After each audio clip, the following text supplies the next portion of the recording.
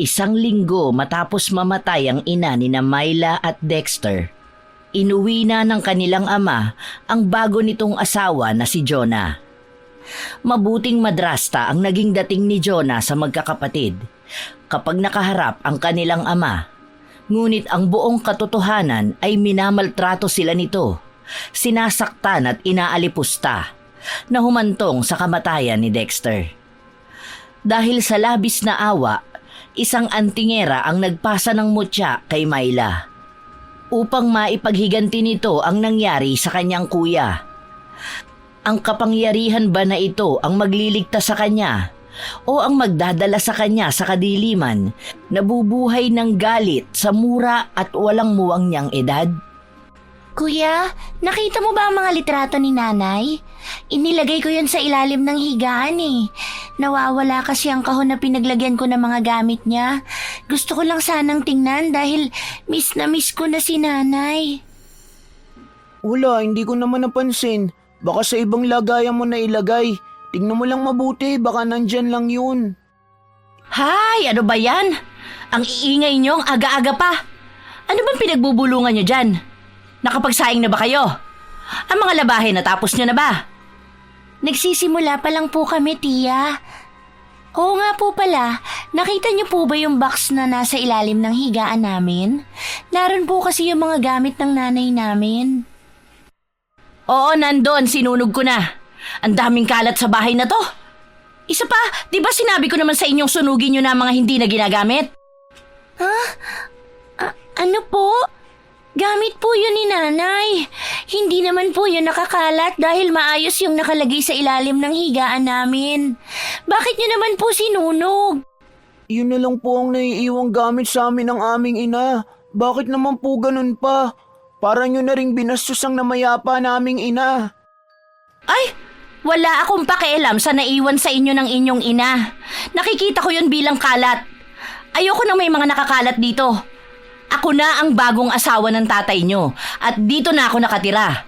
Desisyon ko na kung gusto kong itapon ang mga gamit o hindi. Kahit nga kayo kaya kong palayasin dito eh. O siya, magsilinis na kayo at huwag kayong gagawa ng ingay. Inaantok pa ako. Alam ko naman na ayaw niyong nagagalit ako. Kasi baka kung ano pang mangyari sa inyo. Pabalagbag na isinarado ni Jonah ang pinto ng kwarto. Ang dalawang bata naman ay agad na tumakbo palabas ng bahay. Sa bakuran nila, natanaw nila ang kahon na hinahanap nila. Halos maubos na ito at tanging itim na abo na lang ang nakita nila. Inapakan ni Dexter ang apoy para mamatay ito ng tuluyan, habang si Myla naman ay tinitingnan kung may maaari pa silang maisalba. Ngunit bigo ang mga bata na may makita pa. Kuya, wala na ang mga gamit ni nanay. Kahit ang litrato niya nasunog na. Isang linggo pa lang naman siyang naililibing. Bakit naman ito ginawa ni Tia Jonah? Kuya. Wala na tayong magagawa dyan, Myla. Di naman natin pwedeng sabihin kay tatay ang ginawa ni Tia Jonah eh. Baka kasi tayo rin ang pagalitan. Tayo na, Myla. Kailangan natin maglinis at baka umuwi na rin si tatay mamaya. Magsasaing na muna ako. Walang nagawa ang mga bata kundi tanggapin na lang ang katotohanan na ang imahe ng kanilang ina ay mananatili na lamang sa kanilang mga isipan at puso. Kahit na pinanghihinaan ng loob si Myla, sinunod niya ang sinabi ng kanyang kuya. Ngunit hindi niya mapigilang humagulgol habang inaalala ang kanyang ina. Nagluluksa pa rin sila hanggang ngayon, habang ang kanilang ama ay masaya na sa bago nitong asawa. Bagay na hindi rin kayang tanggapin ni Myla. Ano ba? Ano ba ingay yan? Bakit ba iyak ka ng iyak? Wala naman akong ginagawa sa'yo ah. Buwisit na yan, nakakaistorbo ka ng tulog. Halika nga rito, bibigyan kita ng dahilan para umiyak. Aray ko po, Tia Jonah! Bitawan niyo na po ako! Parang awa niyo na po! Nasasaktan po ako! Aray po! Patuloy na humihingi ng awa si Myla sa kanyang madrasta. Pero patuloy pa rin itong nilalapatan ng sinturon ang kanyang katawan. Umiiwas siya kaya kung saan-saan na lang nagtutungo ang palo. Minsan pa ay tumatama ito sa kanyang mukha, ngunit walang naging pakialam sa kanya ang madrasta. Sa halip, mas lalo nitong binigyan ng puwersa ang pagpalo para siyang isang hayop na ayaw tigilan. Hirap na ring huminga si Myla dahil sa ginagawang ito ni Jonah. Narinig naman ng kapatid niyang si Dexter ang nangyayari, kaya lumapit ito para pigilan ang kanyang tiya Jonah. Tia Jonah, tama na po. Tigilan niyo na po ang kapatid ko.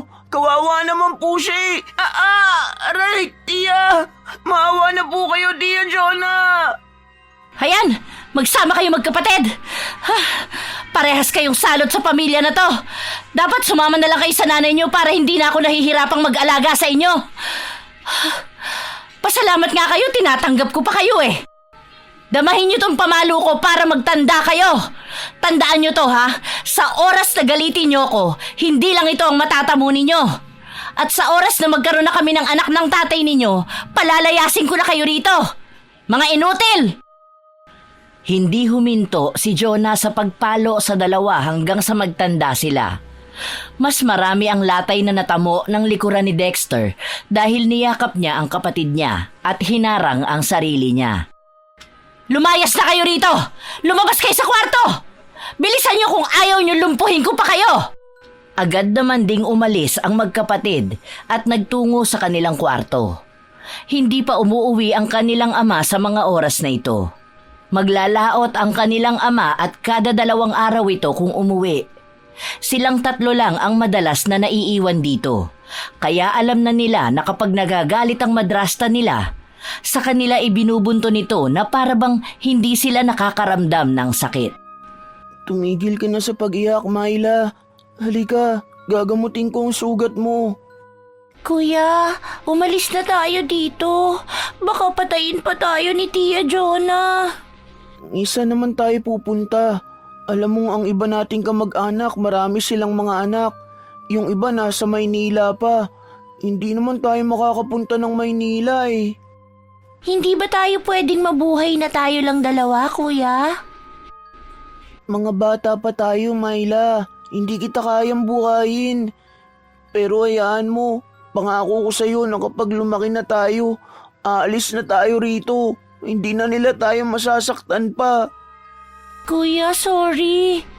Sorry kasi nasaktan ka pa dahil sa akin. Hindi ko naman sinasadya na masaktan ka. Ikaw pa ang maraming sugat kesa sa akin. Halika, gagamutin ko ang likod mo. Huwag na, kaya ko naman to eh. Sa susunod makinig ka na lang kay Tia Jonah. Kasi baka kung ano na naman ang gawin niya sa'yo.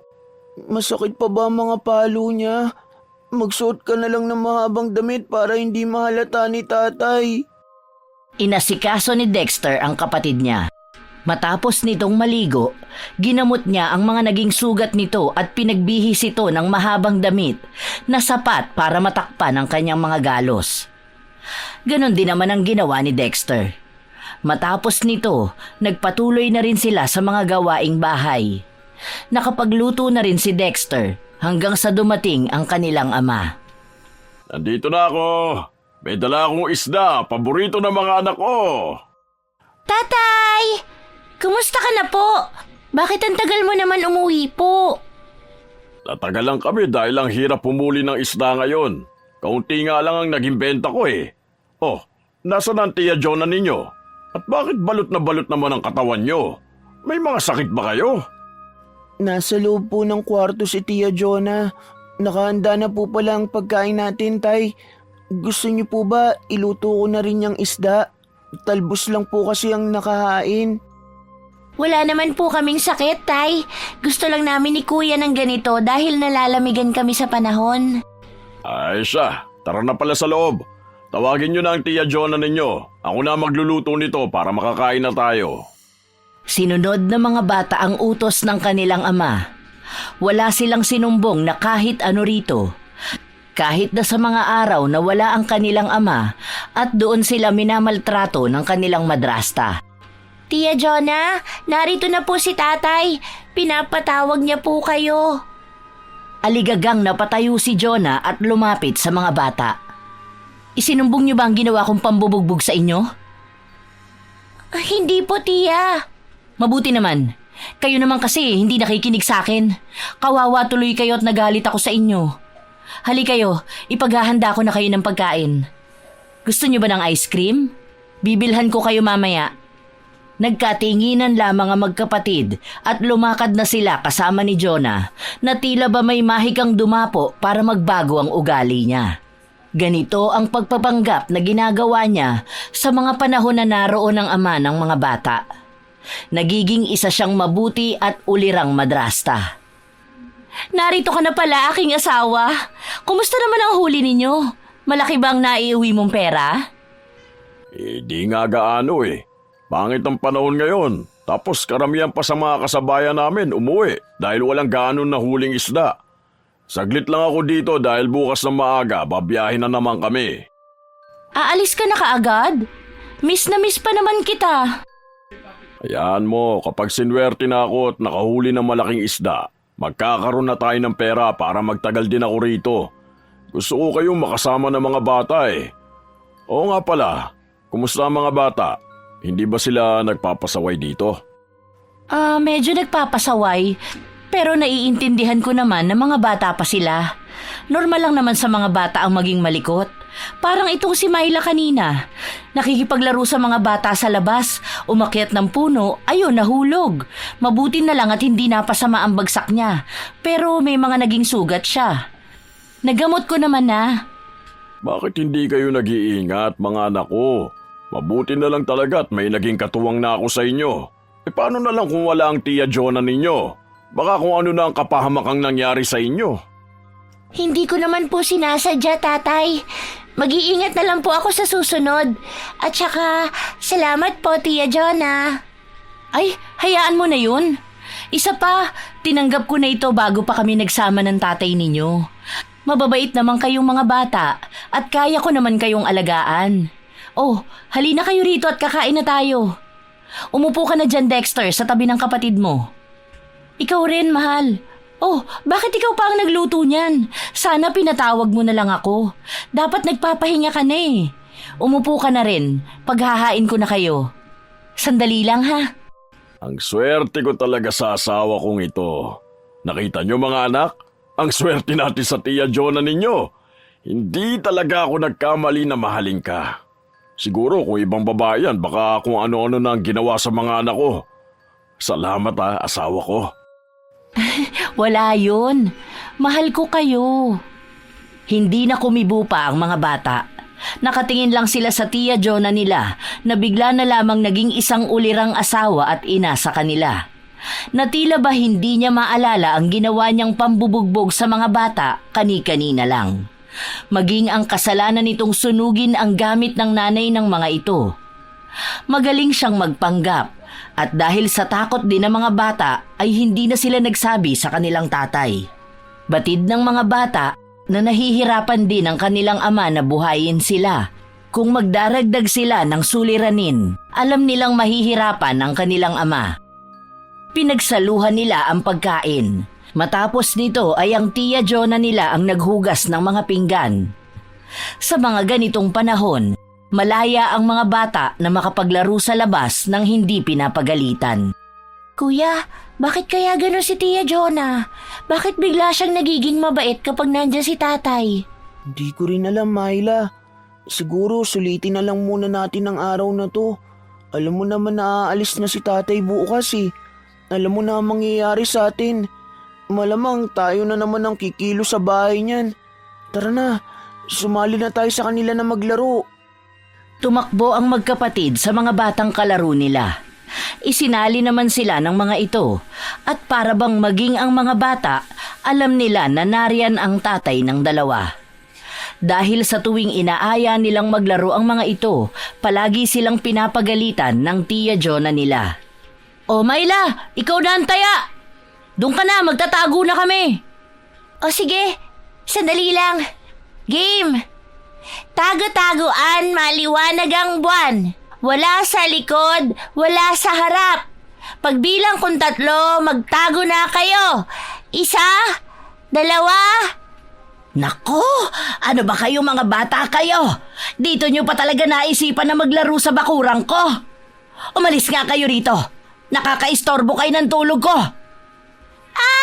Takbo na, nandyan na si Lola Tanyang. Mangbabasa na naman yan. Hindi na natuloy ang laro nila matapos magtakbuhan ng mga batang naglalaro. Katulad sa dating gawi, naghagis ng tubig sa labas ang matanda. Mabuti na lang at wala sa kanila ang nabasa. Mula sa malayo, nakatanaw si Myla sa bahay ni Lola Tanyang.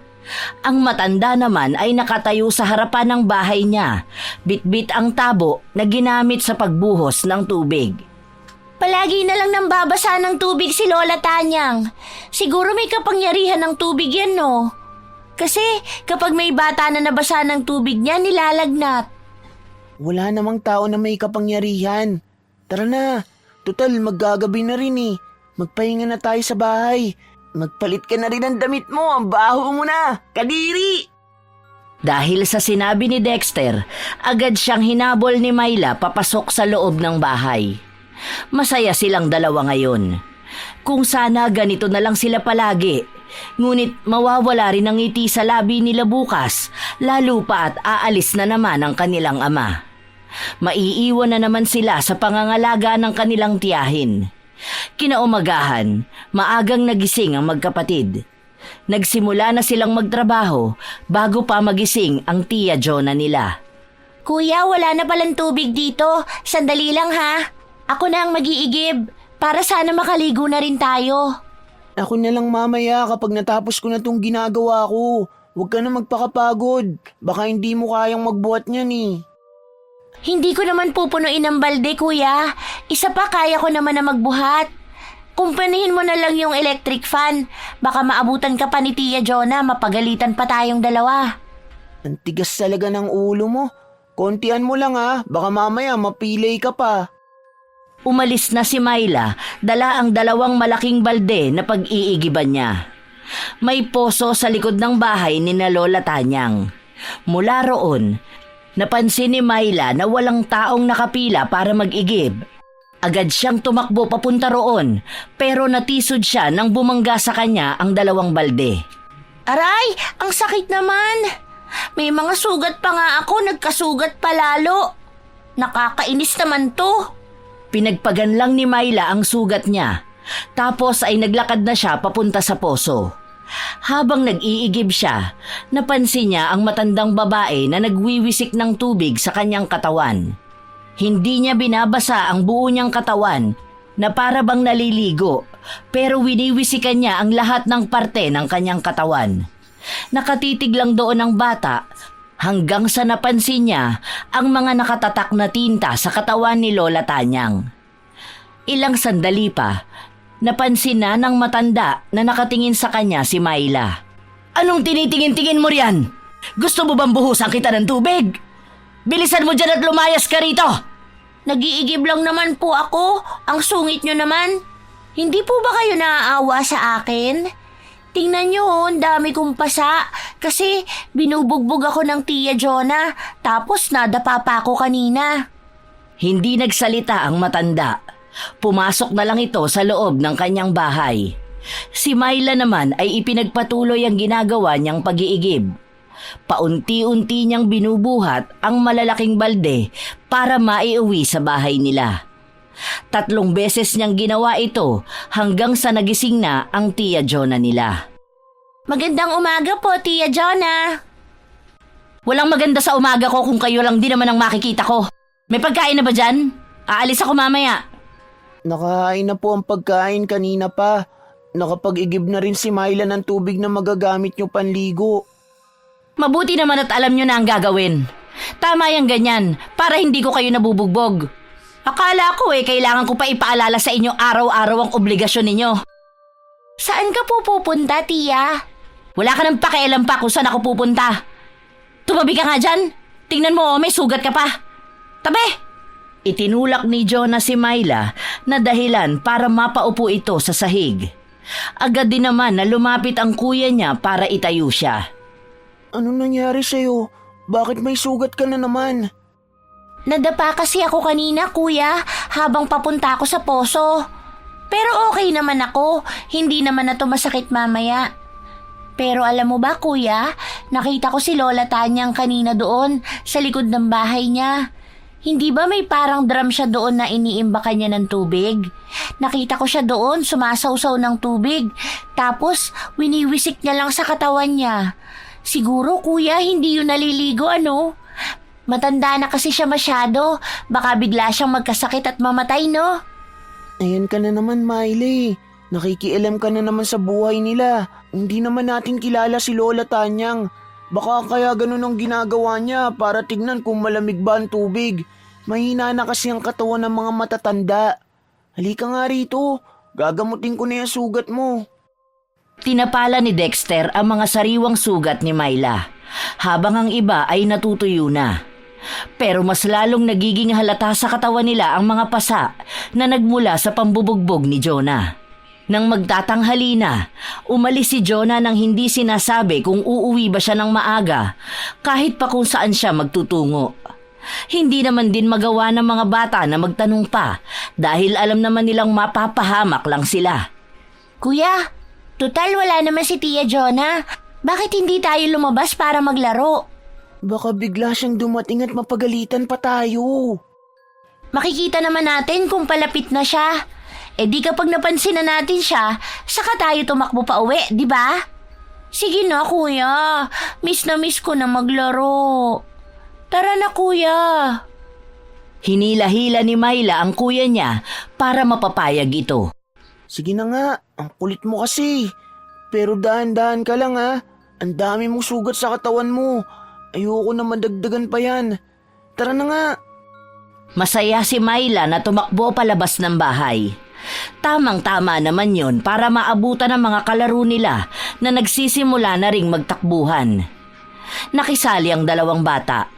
Masaya silang ginagawa ito. Mas nararamdaman nila ang kamusmusan nila kapag nakakasama nila ang mga kaibigan nila. Ngunit maaga silang namulat sa responsibilidad na dapat ay hindi pa nila pinapasan. Habang naglalaro sila, inabot sila ng tanghalian at ang mga bata ay sinundo na ng mga magulang nila. Oh, mabuti at nakapaglaro kayo ngayon. Andyan ba ang tatay ninyo? Wala po. Umalis din po si Tia Jonah. Hindi nga lang po namin alam kung saan nagpunta. Ano na namang nangyari sa katawan ninyo? Ang dami mong sugat at mga pasa, Myla. Ayos ka lang ba? Sinong gumawa niyan? Ang Tia Jonah mo ba? Ah, ito po ba? Sa kakalaro po ito. Saka kanina tumatakbo ko kaya nadapa ako. Wala po to. O siya, sana nga hindi kayo sinasaktan ng babae na yun. Kawawa naman kayo. Ang babata nyo pa. Sige na, mamaya na lang ulit kayo maglaro ah. Mabuti pa at kumain na rin kayo ng tanghalian. Umalis na ang mga kalaro nila kasama ang mga magulang ng mga ito. Ang hindi nila alam ay naririnig ni Lola Tanyang ang lahat. Naiwan na nakatayo ang dalawang bata. Ilang saglit lang ay tinawag sila ng matanda. Mga bata! Halika kayo rito! Ikaw, batang makulit na babae! Tayo ba ang tinatawag niya, kuya? Siguro may ginawa kang kalukuhan kanina. Pinagtawanan mo ba siya kanina? Sinabi na nga, di ba, na dapat hindi pinagtatawanan ng mga matatanda. Ang tigas kasi ng ulo mo, Miley. Hindi ko siya pinagtawanan, kuya. Wala nga akong ginawa kanina eh. Nakatingin lang naman ako sa kanya. Halika kayo! Hindi niyo ba ako naririnig? Lumapit kayo! Hindi ko kayo kakainin at hindi naman ako aswang! Nag-aalangan man ay lumapit ang magkapatid. Buong pagtataka pa silang nakatingin sa matanda na may hawak na isang tabong tubig. Hala, Lola Tanyang, huwag niyo naman kaming basain. Kakaligo lang namin kanina eh. Baka magalit si Tia Jonah kapag nakitang marami na namang labahin at basa pa. Hindi ko kayo babasain. Umupo muna kayo riyan. Akin na at huhugasan ko ang mga sugat ninyo. Bakit ba ang dami ninyong ganito? Naugasan naman na po namin ang sugat namin kanina. Saka mahapdi po eh. Ang tinatanong ko, bakit kayo nagkaroon ng ganyan? Bakit may mga pasa kayo? Baka isumbong mo kami.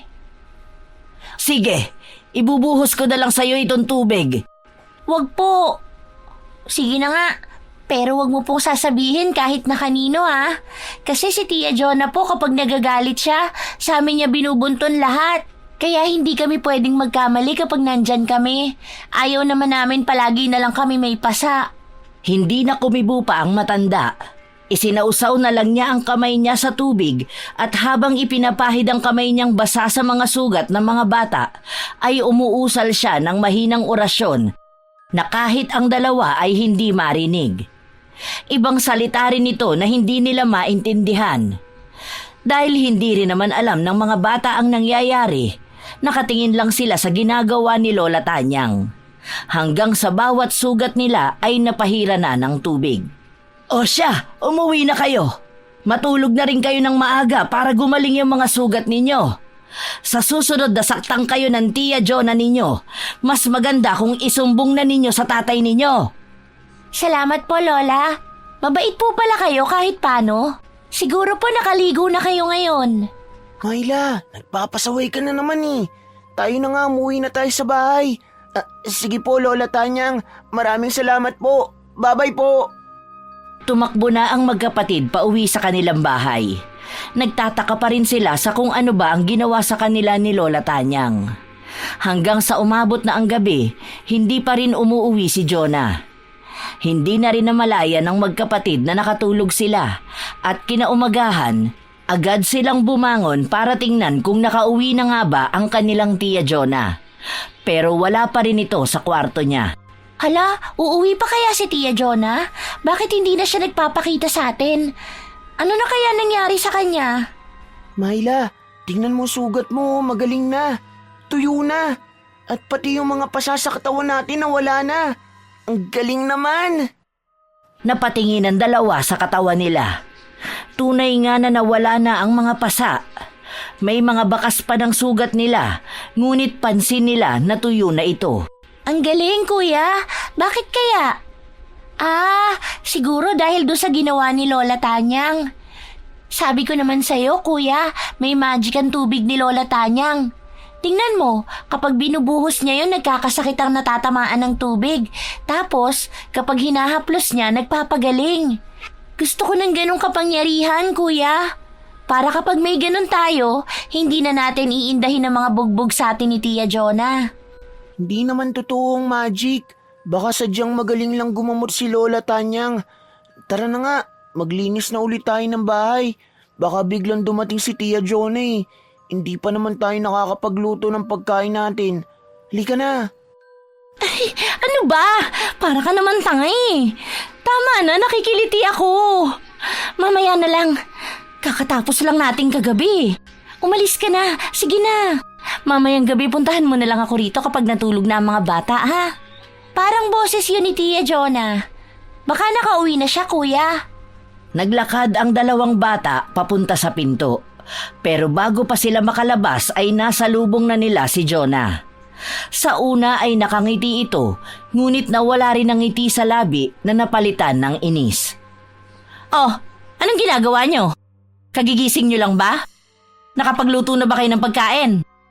Ano na mga nangyari sa labahin? Huwag nyo sabihin na wala kayo nagawa na kahit na ano. Isasampay na po namin ang mga nalaban kahapon. Pero wala pa pong pagkain. Anong oras na po kasi kami nakatulog kagabi kakahintay sa inyo? Aba, ang ganda-ganda ng umaga ko sisirain nyo lang magkapatid? Wala talaga kayong mga silbi. Sumasagot at nagpapaliwanag ka pa. Bakit kasi naghintay pa kayo sa akin? Mga tanga talaga kayo. Tama na po yan, Tia Jonah. Kawawa na po ang kuya ko. Huwag niyo na po siyang sipasipain. Parang awa niyo na po. Kung ayaw mong nahihirapan ng kuya mo, dalawa na lang kayo. Total, mga palamunin lang naman kayo rito. Simpleng bagay na nga lang ang gagawin nyo, hindi nyo pa magawa. Mga walang pakinabang sa buhay ko. Walang naging pakialam si Jonah kahit pa man may mga kapitbahay na nakakakita sa kanila. Isinarado na lang nito ang pinto habang binubugbog ang magkapatid. Wala siyang nararamdaman ni katiting na awa sa dalawa. Pakiramdam pa nga niya ay mas lalo pang gumagaan ang kalooban niya sa bawat pagmamakaawa at pag-iyak ng dalawa. Nang matapos na siya sa mga bata, pumasok na siya sa loob ng kwarto. Kuya! Kuya, isumbong na natin si Tia Jonah. Natatakot na ako eh. Baka sa susunod mapatay na niya tayo, kuya. Huwag ka na umiyak. Tara na. Magtrabaho na tayo para hindi na tayo mabugbog pa. Ang sakit. Kuya, anong nangyayari sa'yo? Sumusuka ka ng dugo, kuya. Wala ito. Baka nabigla lang ako. Ayos lang ako. Halika na. Magluto ka na muna. Ako na mag-iigib ng tubig. Huwag na, kuya. Dito ka na lang muna. Baka kung ano pa mangyari sa'yo eh. Ako na ulit ang mag-iigib ng tubig. Ikaw na ang magluto dito. Kuya, huwag mo kong iiwan ha. Kapag nawala ka, wala na akong kakampi, kuya. Hindi napigilan ng magkapatid na maging emosyonal. Kahit na may iniindang sakit si Dexter, hindi niya ito ipinapahalata sa kapatid niya. Dahil alam niya na mag-aalala ito. Lumipas ang buong araw na natili ang magkapatid sa loob ng kwarto hanggang sa sumapit na ang gabi. Pero hindi pa rin naaalis sa pakiramdam ni Dexter na para bang may nakabara sa dibdib niya. Sumasakit ito kada humihinga siya. Kuya, sigurado ka bang ayos ka lang? Hindi ka ba nahihirapan huminga? Magpunta na kaya tayo sa doktor, kuya. Ayos lang ako. Baka kailangan ko lang itulog to. Hayaan mo bukas malakas na ulit ako. Magpahinga na tayo. Sige, kuya. Magpahinga ka na muna at kukuha lang ako ng tubig para mamaya may maiinom ka. Sandali lang, ha? Lumabas si Myla para magpunta sa kusina. Pero habang naglalakad siya ay narinig niya ang boses ni Jonah at ng isang lalaki sa loob ng kwarto.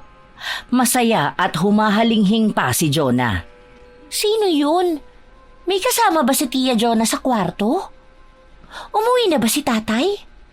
Ang alam ko bukas pa siya uuwi ah. Itinulak ni Myla ang pinto at sinilip nito ang tao sa loob. Laking gulat niya nang mapagtanto na may ibang kalaguyo ang Tia Jonah niya.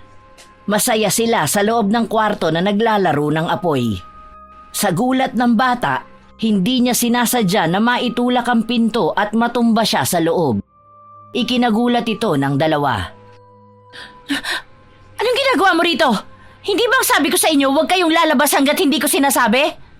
Ang tanga-tanga mo talaga umintindi, no? Halika rito! Halika! Mukhang kulang sa'yo ang pambubugbog ko eh. Binitbit ni Jonah si Myla gamit ang buhok nito. Parang hihiwalay ang anit ni Myla dahil sa sakit na nararamdaman. Kinaladkad niya rin ang bata at pinagsasampal. Sinipa-sipa niya ito na para bang gusto na niyang patayin. Aray! Aray, Tia Jonah!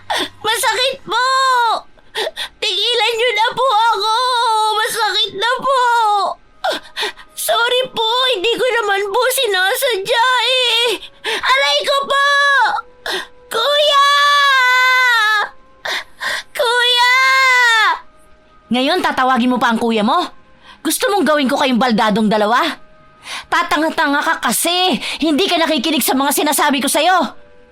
Patayin na lang kaya kita kaysa magkaroon pa ako ng problema! Myla! Tia Jonah, tigilan nyo na yan! Bitawan nyo ang kapatid ko! Huwag mo siya saktan ng ganyan! Tama na! Ayan! Magsama na lang kayo! Papatayin ko na lang kayong dalawa para sumunod na kayo sa nanay nyo! Kung saan-saan pinagsisipa ni Jonah ang magkapatid. Walang humpay niya itong ginagawa kahit pa man nakakakilabot na ang sigaw nila sa sobrang sakit. Inuntog pa niya ang ulo ni Myla sa semento habang inaahawat ito ni Dexter. Halata sa kanya na nais na niyang patayin ang magkapatid dahil alam niya na kapag nagsalita ang mga ito sa tatay nila, palalayasin siya sa bahay. Nais na niyang patahimikin habang buhay ang magkapatid. Lumabas kayo rito! Tama lang, dyan kayo mamatay sa labas! Umuulan pa naman. Tama lang sa inyo ang ganito.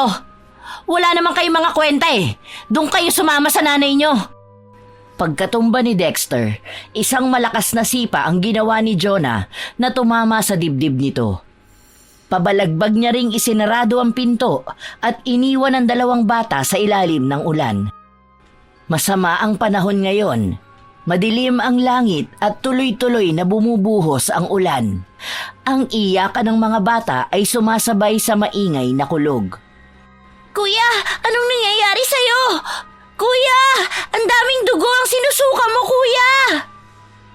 Patuloy na umiiyak si Myla habang inaalog niya ang kuya niya. Ngunit walang naging tugon si Dexter.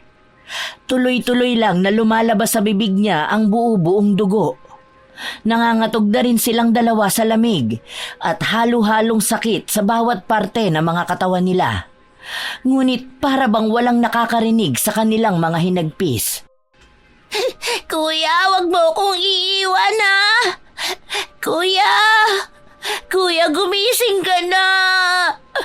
Tulong! Tulungan niyo kami, parang awa niyo na! Tulungan niyo ang kuya ko! Tia Jonah! Tia Jonah, parang awa niyo na po! Papasukin niyo kami! Kuya ko! Kahit na may panghihina, ay patuloy na kumakatok si Myla sa pinto ng bahay nila, ngunit walang pakialam ang Tia Jonah niya. Hanggang sa may kapitbahay na nakapansin sa kanila. Hala, Myla, Dexter, teka nga, ano nangyari sa inyo? Ano nangyari kay Dexter? Kuya! Kuya, tulungan mo ang kuya ko! Tulungan mo kami! Parang awa mo na po! Hindi na rin kinaya ni Myla ang sakit na nararamdaman niya. Bumigay ang katawan niya na agad namang nasalo ni Carlo. Habang bitbit ni Carlo si Myla, humihingi siya ng tulong sa mga kapitbahay nila para makuha si Dexter. Lahat sila ay nagtulong na kunin ang mga bata. Kumakatok din sila sa bahay ni Myla, ngunit hindi ito pinagbubuksan ni Jonah. Kinabukasan, nagising si Myla na masakit ang buong katawan niya. Myla, gising ka na. Kumusta na ang pakiramdam mo? May masakit pa ba sa'yo? Oh, huwag ka muna masyadong gumalaw ah. Nasaan ang kuya ko? Bakit wala rito ang kuya ko? Hindi nagsalita si Carlo. Lumingon lang siya sa nurse na nasa likuran niya. Bakit hindi kayo sumasagot? Nasaan ang kuya ko? Gising na ba siya? Maayos na ba ang kalagayan niya? Gusto ko makita ang kuya ko! Huwag ka muna masyadong gumalaw. Baka mapaano ka. At ang kuya mo? Wala na ang kuya mo eh. Hindi niya kinayang makaligtas. Nabasag ang ribs niya dahil sa malakas na pagtama rito. Marami na ring dugo ang nawala sa kanya. Patawad, Myla. Pero wala na ang kuya mo. Hindi! Hindi pa patay ang kuya ko! Buhay ang kuya ko! Ilabas niyo siya! Kailangan ko ang kuya ko! Parang awa niyo na, nasaan ang kuya ko? Huwag ka na munang gumalaw, Myla. Hindi pa magaling ang mga sugat mo eh. Ano ba kasi ang nangyari sa inyo? Bakit kayo nasa labas ng bahay? Hindi nila makausap si Myla. Panay lang ang sigaw niya kahahanap sa kuya niya. Nang tumigil siya sa kasisigaw, hindi na rin siya makausap dahil nakatulala na lang ito. Hapon na nang makauwi siya sa bahay nila dahil sinundo siya ng tatay niya. Pag uwi nila, nakatulala lang din ito nang madatnan na nakaburol na ang kuya niya. Wala nang luha sa mga mata niya, ngunit hindi natitigil ang hinagpis ng kaluluwa niya. Kinakausap siya ng tatay niya, ngunit si Carlo na lang ang sumagot. Naabutan ko na lang silang dalawa na nasa labas ng bahay. Kumakato kami sa bahay niyo pero parang hindi naman kami naririnig ni Jonah. Masama ang pakiramdam ko kagabi kaya maaga akong nakatulog. Hindi ko napansin kung lumabas ba sila ng bahay. Maingay din ang kulog eh. Pasensya ka na, mahal ko. Hindi ko sinasadya.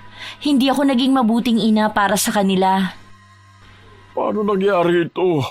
Bakit puno ng bugbog ang katawan ng mga bata? Yun nga rin ang ipinagtataka ko. Hindi ko alam kung sinong gumawa nito sa kanila eh.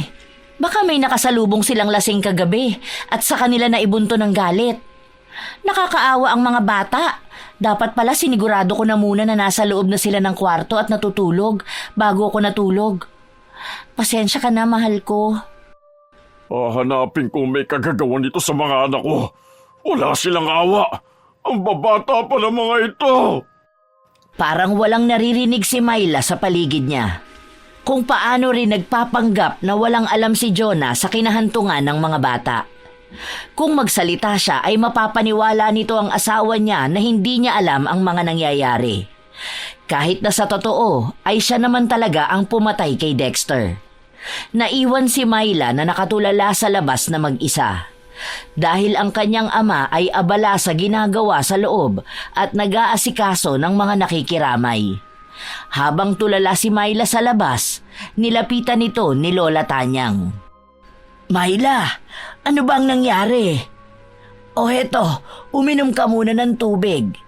Ang dami mo na namang sugat ah. Kagagawa na naman yan ng Tia Jonah mo, hindi ba? Bakit ayaw mong sabihin sa tatay mo? Wala na ang Kuya Dexter ko. Sino nang magiging kakampi ko? Gusto mo ba magkaroon ng kakampi na hindi ka iiwan kahit anong mangyari? Ako na lang mag-isa. Sino pa ang magiging kakampi ko? Kapag sinabi ko kay tatay ang ginawa ni Tia Jonah, baka patayin na niya ako ng tuluyan. Baka gawin niya ang ginawa niya sa kuya ko. O baka patayin niya rin si tatay.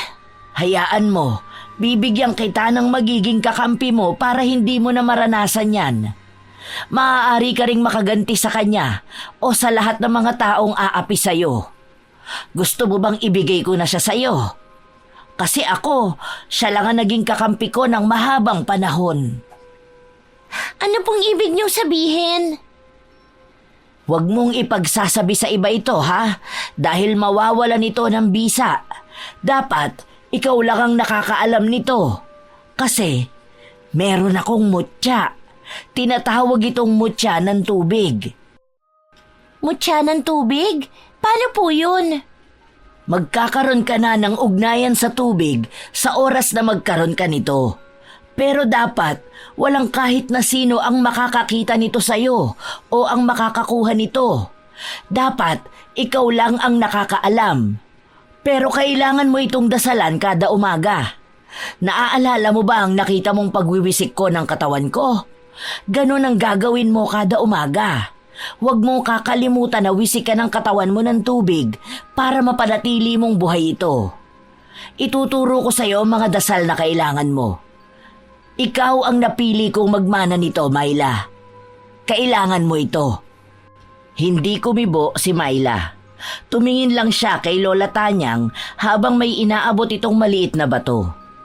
Kulay puti ito na nawala rin matapos ilagay sa tubig na hawak ni Myla. Hindi na siya nagdalawang isip pa kundi ininuman tubig na inabot ni Lola Tanyang. Ilang sandali pa, nakaramdam siya ng kaginhawaan sa katawan. Tama lang ang ginawa mo, Myla. Oras na para ipagtanggol mo ang sarili mo. Hindi siya mawawala sa'yo. Magiging kakampi mo palagi ang tubig. Matapos itong sabihin ni Lola Tanyang, ay lumakad na ito pabalik sa kanyang bahay. Nakaramdam naman ng kaginhawahan si Myla at nagkaroon na siya ng lakas para makapasok sa loob. Sa pagkakataon na ito, nagawa na rin niyang silipin ang kuya niya. Huwag kang mag-alala, kuya. Hindi na ako mag-isa. May kakampi na ako na ipaghihiganti ang nangyari sa'yo. Mararanasan niya rin ang paghihirap na naranasan natin. Ipaghihiganti kita, kuya. Naging tahimik lang si Myla. Hanggang sa nailibing ang kapatid niya, walang nakakaalam ng totoong nangyari sa kanila. Napapansin niya rin si Jonah na pinagbabantaan siya. Ngunit ngayon, pakiramdam ni Myla ay hindi na siya matatakot pang muli. Habang nasa hapagkainan silang tatlo, nagsalita ang tatay niya. Alam niyo ba, Kahapon lang namatay na si Lola Tanyang. Nakita ang katawan niya sa bahay nila. Matanda na rin naman siya masyado. Saka wala rin naman siyang pakinabang na sa paligid. Palagi lang naman siyang nagagalit. Ang nakakapagtaka, ang sabi 2 linggo na siyang patay. Ang sabi sa punerarya, wala na siyang dugo kaya nakakapagtaka yun. Nung nakaraan lang nakita ko siyang naglalakad sa labas eh. Kaya paano mangyayari yun? Baka naman may pagkasademonyo ang matandang yun. Ang balita nga may mutya ang matandang yun. Kaya nga tumagal ang buhay niya. Hanggat hindi pa raw naisasali ng mutya, hindi pa siya mamamatay. Pero kanino naman kaya niya isinali ng mutya? Nakakatakot din minsan eh. Hayaan mo na lang siya. Kumain na tayo. Aalis ka pa mamaya, hindi ba? Aalis ka po, Tay? Oo anak, pasensya ka na, hindi ko magawang magtagal dito. Kasi mawawalan tayo ng kabuhayan. Ano makakain natin kung hindi ako magtatrabaho? Hayaan mo, narito naman ang Tia Jonah mo. Naibiling ko naman na huwag kang hayaan na lumabas. Ikaw na lang ang meron ako. Ayoko mapahama ka pa. Oo nga naman, Myla. Huwag kang matakot. Nandito ako para alagaan ka. Hindi ko nahahayaan pa na mapahamak ka. Ayokong humantong ang buhay mo katulad sa kuya mo. Tayong 2 na lang ang magkasama rito. Kung yan po ang desisyon ninyo. Para bang naging malamig na ang pakikitungo ni Myla sa lahat. Hindi na siya ang batang Myla na palaging natatakot. Marahil, ito ang isa sa mga epekto ng mutya na pamana sa kanya ni Lola Tanyang. Naaalala pa niya ang mga dasal na kailangan niyang usalin kapag nais niyang kumonekta sa mutya ng tubig. Kahit wala na ang kuya niya, ramdam niyang may kakampi siya sa lahat. O ayan, umalis na ang tatay mo. Mabuti na lang at hindi ka nagsumbong sa kanya. Bakit? Naisip mo ba na hindi ka naman niya papakinggan? Alam mo, sa totoo lang, kasalanan niyo naman talaga ng kuya mo kung bakit kayo nagkaganon. Ay, sandali. Mas may kasalanan ka pala dun. Kung hindi ka lang sana lumabas at pumasok sa kwarto ko, hindi sana mamamatay ang kuya mo. Di sana hanggang ngayon kasama mo pa siya. Wala kang iniiyak-iyak dyan. Sa susunod, alamin mo na ang ginagawa mo, ha? O siya, maglinis ka na ng bahay. May mga nakatambak na hugasin sa kusina. Magpunta ka na ron. Hindi ko na po uulitin. Aba dapat lang. Kaya sa oras na may makita kang kasama ko o marinig ka, huwag mo akong pakikialaman, okay? Wala kang karapatan. Pwera na lang kung gusto mong sumunod sa nanay at sa kapatid mo. Pag-isipan mong mabuti ang mga ginagawa mo, ha? Umandar ang oras na mag-isa na lang si Myla na naglilinis ng bahay. Hindi niya maaalis sa kanyang isipan ang pagkasabik sa kuya niya. Naaalala niya na palagi lang din nasa paligid ang kuya niya at kasama niyang nagtatrabaho. Ngayon, mas nakakabingi ang kapaligiran dahil mag-isa na lang siya. Sumapit na naman ang gabi at naririnig na naman ni Myla ang Tia Jonah niya na masaya kasama ang kalaguyo nito. Mas malaya na niyang nagagawa ito, lalo pa at 2 na lang naman sila sa bahay. Nagtungo ng kusina si Myla at nagsali ng tubig sa isang baso. Itinapat niya ang bibig niya upang umusal ng dasal doon. Sinunod niya lang ang itinuro sa kanya ni Lola Tanyang. Ngayon pa lang ako magsisimula. Gusto kong unti-unti ninyong maramdaman to para mas makita ko kung paano kayo unti-unting magdurusa. Ilang sandali pa, pumasok ng kusina si Jonah. Bakas sa kanya ang pagkauhaw. Ito po, Tia Jonah. Kinuha ko po kayo ng tubig. Inumin niyo na po. Mabuti naman at marunong ka ng magkusa. Kailangan mo pa pala na mahirapan para lang gawin to. Akin na nga yan. Pumasok ka na sa kwarto mo at matulog ka na. Baka kung anong oras ka na naman magising bukas. Gusto kong kumain ng maaga at ng masarap na ulam. Sige po, ipagluluto ko kayo ng may sabaw bukas para matuwa naman kayo sa akin. Ngumisi lang si Jonah at nilagok ang tubig na nasa baso. Kalahati pa lang ang naiinom niya ay dumating ang lalaking kalaguyo niya. Inabutan ito ni Jonah ng tubig at siya ang huling nakaubos nito. Nang mailapag na nila ang baso, kusa na rin silang umalis sa harapan ni Myla. Sige na, umuwi ka na muna at baka abutin ka ng umaga rito.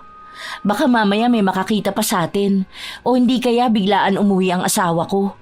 Pupuntahan na lang kita sa inyo bukas ng umaga, ha? Sige na, siguraduhin mo lang na hindi rin magsasalita ang bata na yan, ha?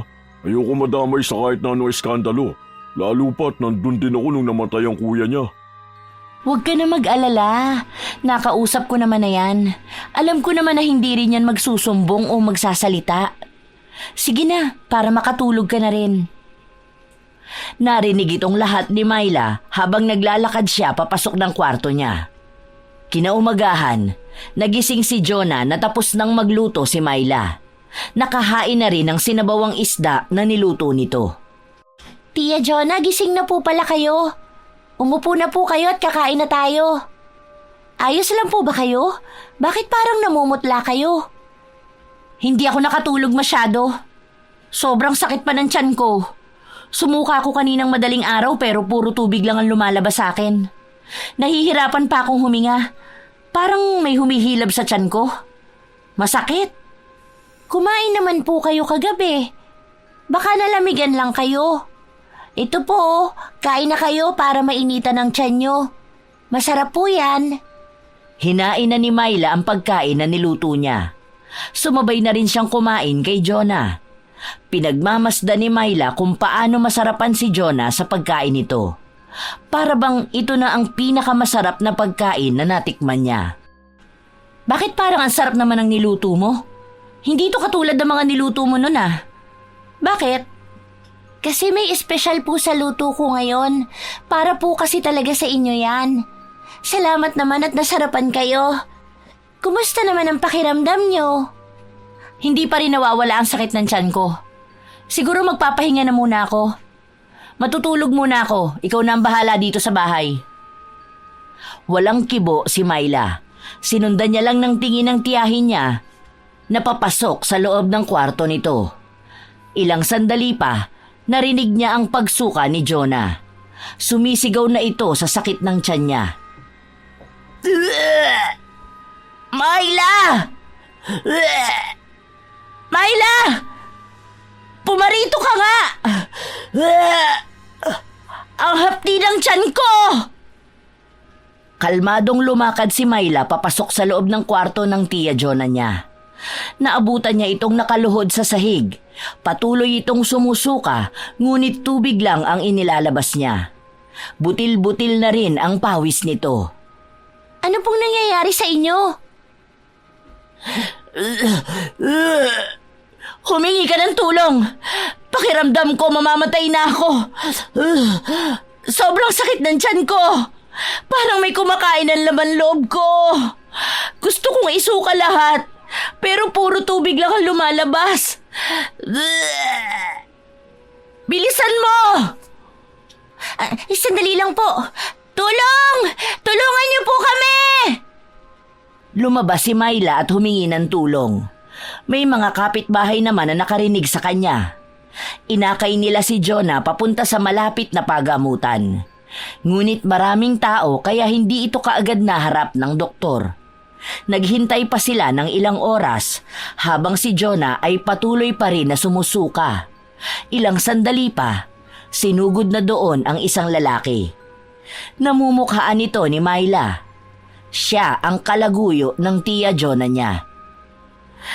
Dok, ano po bang nangyari sa akin? Parehas kayo ng sintomas na nararamdaman ng lalaking ito. Pero pinagtataka namin, bakit wala man lang makitang kahit ano sa mga test na ginawa sa inyo? Ano ba ang huli ninyong nakain? Kailan pa nga ba ninyo ito naramdaman? Kagabi pa ako ganito, pag uwi ko ng bahay. Parang pinagpapawisan ng buong katawan ko. Tapos hindi na ako tumitigil sa pagsuka. Pero puro tubig lang naman. Nakakaramdam din ako ng hapde kapag tumatama sa balat ko ang tubig. Ganon din ang sakin. Wala naman ako natatandaan na kinain ko kagabi. Bukod sa niluto nito ni Myla. Hay ano, siya ang kasabay kong kumain kagabi. Wala naman po ako nilagay sa kinain nyo. Sana ganyan din ang nararamdaman ko. Parang sa inyong dalawa lang ito nangyayari. Magkasama ba kayo kagabi? Hindi nakapagsalita ang dalawa. Nagkatinginan lang sila. Maging si Myla ay hindi na umimik. Hinayaan na niya ang dalawa na sa kanila mismo manggaling ang pagkabuko sa mga kahalayan nila. Upang hindi na humaba pa ang usapan na maglalaglag sa kanilang dalawa, nagpasya na lang silang umuwi. Nanatili sa loob ng kwarto si Jonah habang hawak ang tiyan niyang humihilab. Parang may mga natutunaw na lamang loob niya. At tanging likido lang ang lumalabas sa suka niya. Isa pang pagkakataon ay muling sumuka ito. Ngunit napansin niyang kulay berde na ang inilalabas niya. Malansa, mabaho at malagkit. Myla, abutan mo ko ng tubig. Ano ba tong nangyayari sa akin? Nakakadiri na ang nilalabas kong suka. Sandali lang po, Tia Jonah. Eto na po. May orasyon pang ginawa si Myla sa iinuming tubig ni Jonah. Sa paglapat ng labi niya sa tubig, para itong nakakapaso sa init, kaya agad niya itong nabitawan. Muli na namang sumuka si Jonah. Tuloy-tuloy na lumalabas ang tubig sa bibig niya. Walang tigil ito kahit pa lumuha siya ng dugo. Hindi niya magawang pigilan ito. Anong pakiramdam mo, Tia? Sobrang sakit ba niyan? Bakit ka umiiyak? Bakit kahit mukha kang nakakaawa, hindi ako nakakaramdam ng awa sa'yo?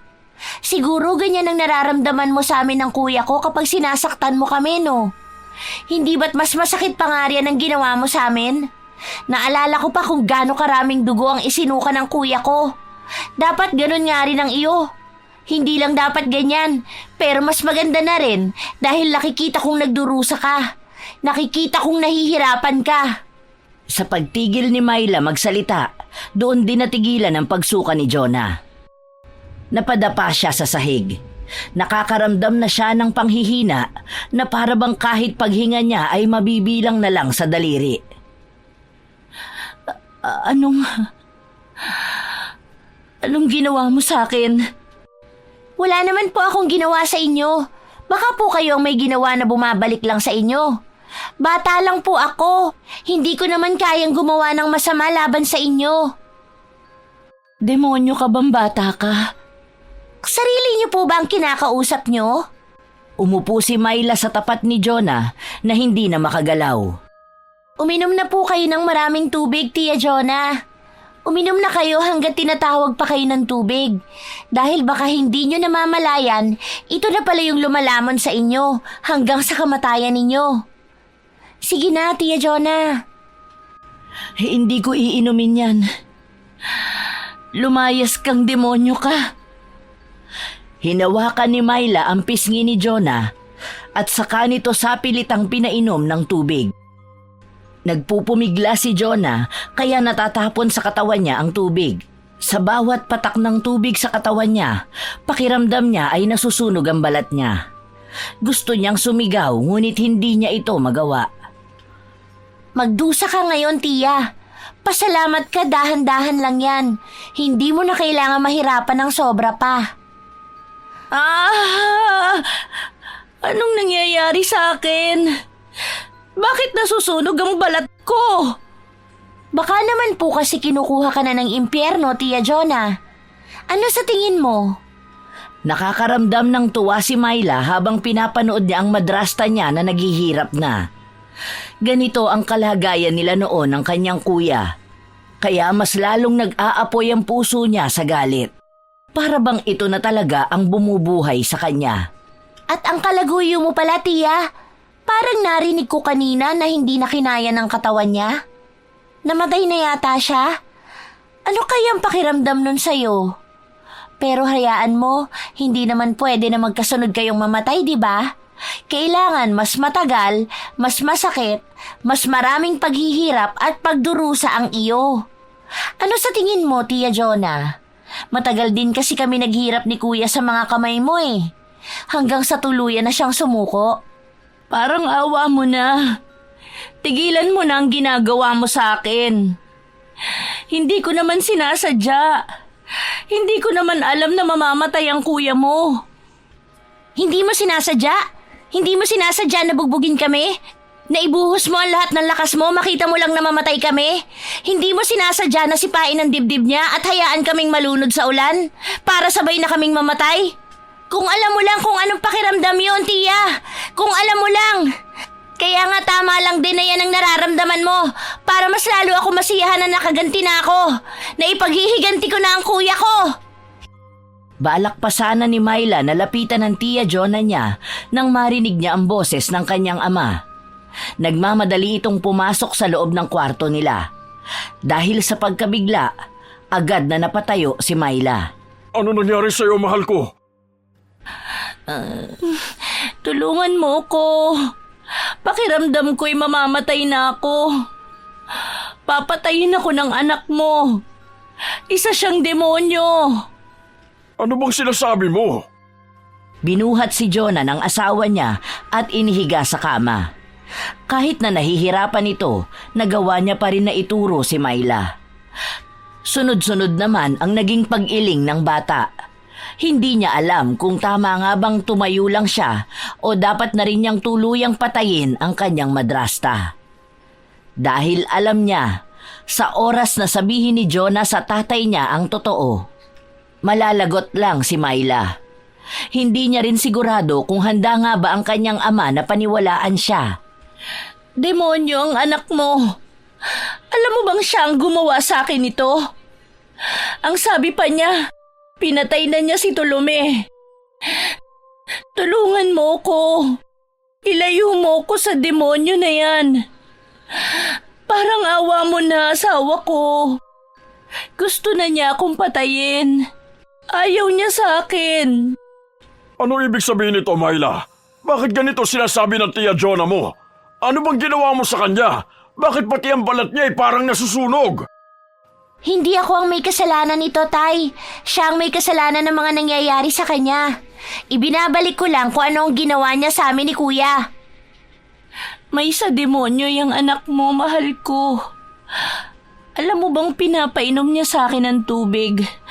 Na dahilan, kaya ako nang hihina ngayon. Pakiramdam ko, dinadasalan niya ako para ganito ang mangyari sa akin. Nasusunog na ang balat ko at pakiramdam ko maging ang mga laman loob ko. Parang may halimaw na kumakain sa loob ng tiyan ko. Lahat ito, kagagawa ng bata na yan. Kasalanan niya itong lahat. Ito ba ang igaganti niya sa akin? Matapos kong alagaan sila ng kapatid niya. Ang mahalin ko kayo na para tayong isang buo at masayang pamilya. Mag-usap tayo, Myla. Itigil mo na itong ginagawa mo sa Tia Jonah mo. Hindi ka man lang ba naaawa sa kalagayan niya? Inaalagaan niya ako at kayo ng kuya mo. Hindi niya kasalanan na namatay ang kuya mo. Kaya kung ano man ang ginagawa mo sa kanya, tigilan mo na ito.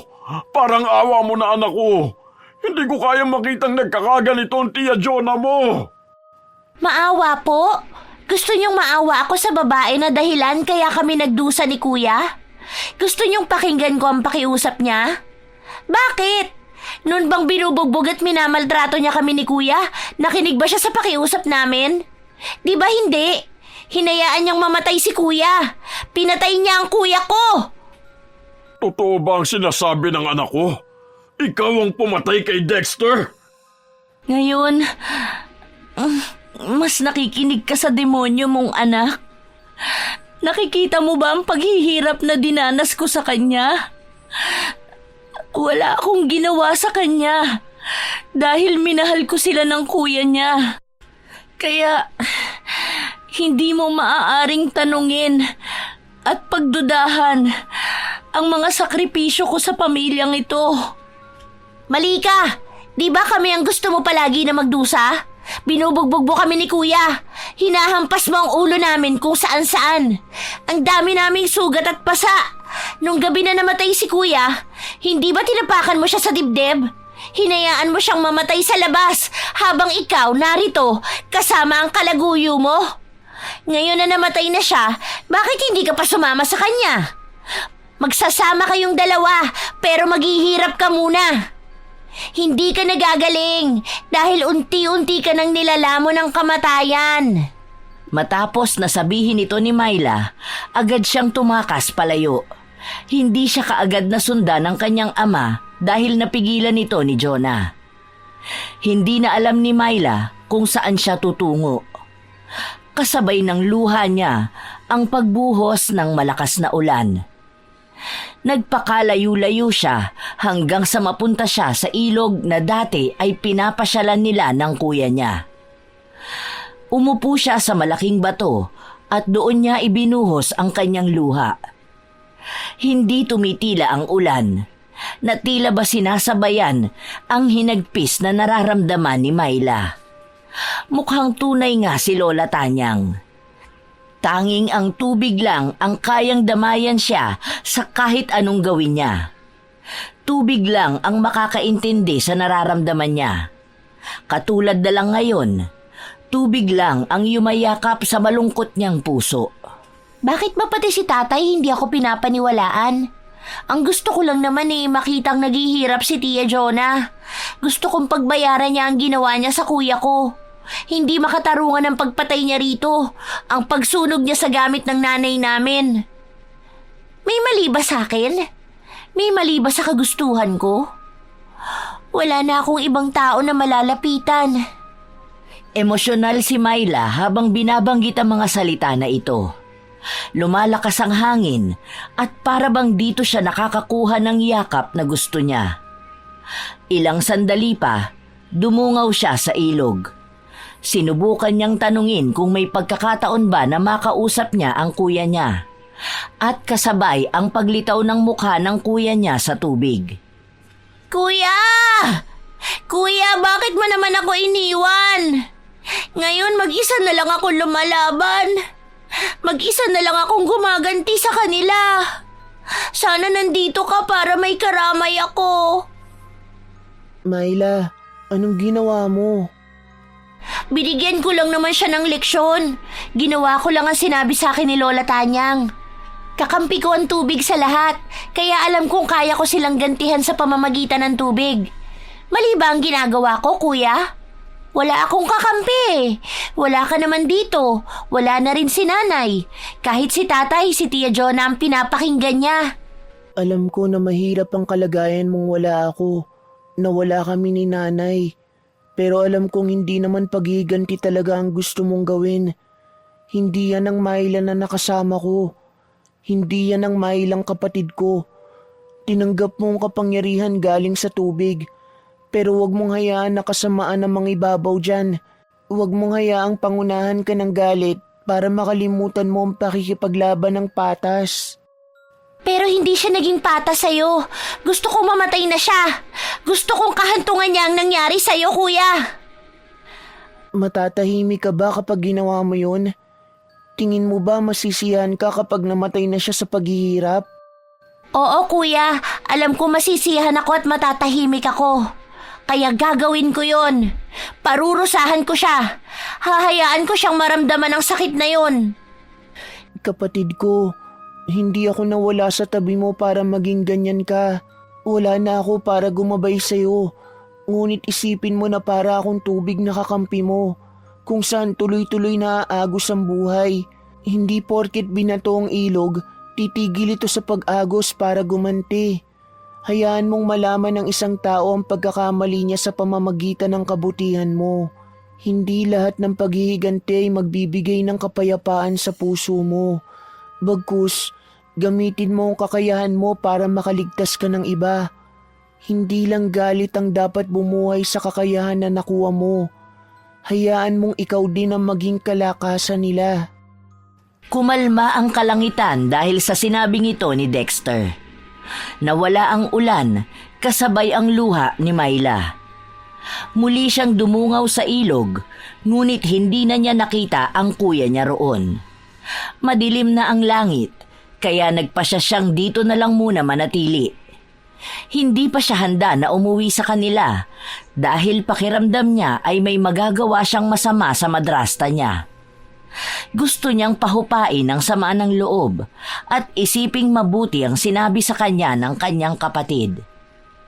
Nakatulog si Myla na umiiyak at nagising siya sa haplos na naramdaman niya sa kanyang pisngi. Minulat niya ang kanyang mga mata at bumungad sa kanya ang mukha ng kanyang ina na may matamis na ngiti. Nanay! Narito ka? Anong ginagawa mo rito? Nanay, wag niyo na akong iwan ni Kuya. Hindi napigilan ni Myla na yakapin ng mahigpit ang kanyang ina. Ayaw na niyang bumitaw pa rito. Nay, alam mo bang pinaparusahan ko na si Tia Jonah? Dahil sa kanya kaya namatay si Kuya Dexter. Namatay na nga ang kalaguyo niya at alam kong susunod na sa kanya si Tia Jonah.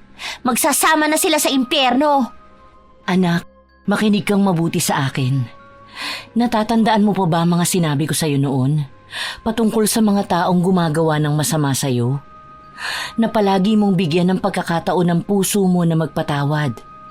Hayaan mong sila ang gumawa ng sarili nilang kapalaran.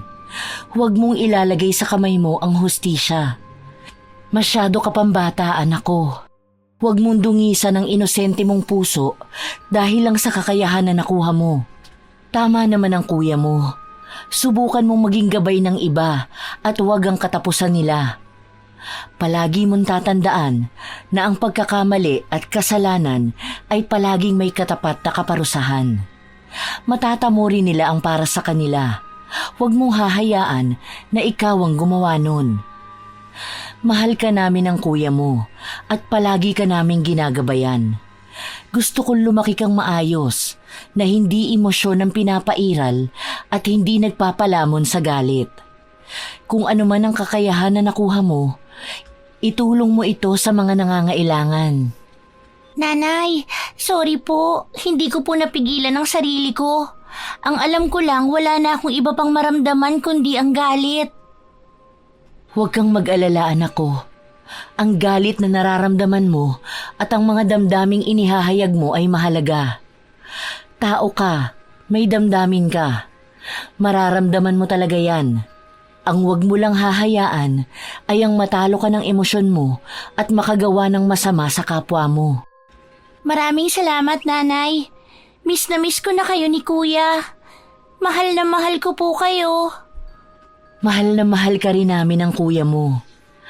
Sige na anak ko, gawin mo na ang tama. Humalik sa noo ni Myla ang kanyang ina at doon ay tuluyan na siyang nagising. Yakap-yakap niya ang kanyang sarili. Tila ba nabuhayan ang kanyang dibdib dahil sa sinabi ng kanyang ina sa kanyang panaginip. Pareho sila ng sinabi ng kanyang kuya na ang pagpapatawad ang isa sa pinakamakapangyarihang bagay na meron siya sa kanyang sarili. Ang mutya ng tubig ay magiging parte lamang ng kanyang desisyon. Kaya dapat ay gamitin niya ito sa tama. Nagmamadaling tumakbo si Myla pabalik sa kanilang bahay. Naabutan niya roon ang kanyang ama na may kasamang albularyo. Umuusal sila ng ritual na mukhang wala namang nagiging epekto kay Myla at hindi nagpapagaling kay Jonah. Anak ko. Agad na niyakap ng kanyang tatay si Myla. Anak, pagalingin mo na ang Tia Jonah mo. Huwag mo siyang parusahan ng ganito. Akin na po ang tubig na yon. At gusto ko sana na lumabas muna ang albularyo na yan dito. Hindi ako manggagamot ng may ibang tao sa paligid ko. Dahil sa sinabi ni Myla, agad namang pinaalis ng tatay niya ang mga tao sa paligid nila. Maging ang albularyo ay kusa na ring lumabas. Nang mahawakan ni Myla ang baso na may tubig, binulungan niya ito ng orasyon. Sa kanya ito iniabot sa tatay niya. Mula sa pagkakahiga ni Jonah, pinainom ito ng tubig. Halata na rin ang paghihingalo ni Jonah na ilang sandali pa ay nakaramdam ng kaginhawahan. Malamig ang tingin ni Myla sa dalawa habang magkayakap sila. Naghihintay si Myla ng paghingi ng tawad mula kay Jonah pero wala siyang narinig. Yun lang ang gusto niya, ang aminin ni Jonah ang ginawa niya. Pero para bang wala siyang naging pakialam, sa halip ay nagpakita pa ito ng galit. Demonyo! Demonyo yung batang yan! Dapat sa kanya pinapatay! Nakita mo ba? Munti ka na akong mamatay dahil sa kanya. Anong gagawin mo, mahal ko? Patayin mo na yung demonyo na yan bago ba niya gawin sa'yo ang ginawa niya sa akin. Tumigil ka na, Jonah. Hindi demonyo ang anak ko. Nakakagawa siya ng mali, hindi dahil makasalanan siya, kundi may kasalanan ka naman talaga. Nakiusap ako sa kanya na pagalingin ka niya para pagbayaran mo ang ginawa mo sa mga anak ko. Alam ko na ang totoong ginagawa mo sa mga anak ko kapag wala ako. Kaya oras na siguro para pagbayaran mo mga yon. Ipapakulong kita at sisiguruhin ko magbabayad ka sa mga ginawa mo. Ano? Mas naniniwala ka pa sa anak mong demonyo kaysa sa akin na asawa mo? Sige, siya ang piliin mo. Tingnan natin kung makaya mong mabuhay na wala ako. Lalayas na ako rito. Bahala kayong dalawa, mga demonyo! Itinulak ni Jonah ang tatay ni Myla at saka ito tumayo para makatakas palayo. Pero sa pagbukas niya ng pinto, doon na sumalubong sa kanya ang mga pulis. Teka, ano to? Bakit niyo ako hinuhuli? Wala akong ginagawa sa inyo ah! Mga buwisit kayo! Dapat ang batang yan ang hulihin ninyo dahil isa siyang demonyo! Nagpupumiglas pa si Jonah para lang hindi siya mahuli, pero nagawa pa rin siyang damputin ng mga pulis. Ikaw ang nagpahuli sa kanya, Tay? Bakit mo yun ginawa? Ang akala ko ba hindi mo kaya mabuhay nang wala siya? Mali anak. Mas hindi ko kayang mabuhay na wala ka. Nawala na ang Kuya Dexter mo at hindi ko gugustuhin na pati ikaw. Pinaimbestigahan ko na ang Tia Jonah mo nung namatay ang kuya mo. Dahil may mga kapitbahay ang tumistigo sa ginagawang pambubugbog niya sa inyo. Nalaman ko rin sa dati niyang karelasyon na kaya sila naghiwalay ay dahil sa pagpatay ni Jonah sa nanay niya. Matagal na nilang hinahanap si Jonah, kaya ngayon sila ang tumulong sa akin. Kung alam mo na po, bakit hindi mo pa ginusto na tapusin ko na ang buhay niya para mapagbayaran niya rin ang mga ginawa niya? Tama lang ang ginawa mong pagalingin siya. Dahil kahit patayin mo siya, hindi mo makukuha ang pagsisisi sa kanya. Hayaan mo siyang malaman ito sa sarili niya. Habang buhay siyang makukulong. Ang ibig sabihin ay habang buhay sa kanya ipapaalala ang mga pagkakamali niya. Walang mas hihigit pa sa pagsisisi na wala ng kapatawaran. Yun ang ayoko maramdaman mo. Mahal kita, anak. Hindi ko gustong magpatalo ka sa kasamaan dahil lang sa galit mo. Salamat po, Tatay. Hindi na napigilan ni Myla ang maiyak at yakapin ng mahigpit ang tatay niya. Ngayon lang siya nakaramdam ng kaginhawahan dahil ang pakiramdam niya ay mag-isa na lang siya simula nang namatay ang kanyang kuya. Mali pala siya dahil kahit anong mangyari, naroon ang kanyang ama sa tabi niya at kahit na kailan ay hindi siya nito hahayaan na mapunta sa masama. Sa araw din na yon, nagpasya ang tatay ni Myla na umalis na sila sa baryo na yon at lumipat ng bahay. Ayaw na nilang maalala pa ang masasakit na pangyayari sa lugar na yon. Gusto rin ng tatay ni Myla na ilayo siya sa mga tao na nakakaalam ng totoong kakayahan niya.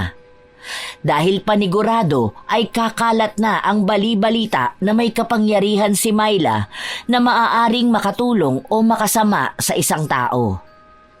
Itinago ng tatay ni Myla ang kaalaman na ang mutya ng tubig na pamana ni Lola Tanyang ay hawak ng kanyang anak.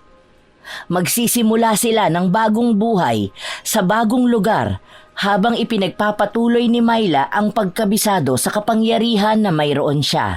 Ang alam lang nila ngayon ay nakulong na si Jonah sa mga kasalanang nagawa niya.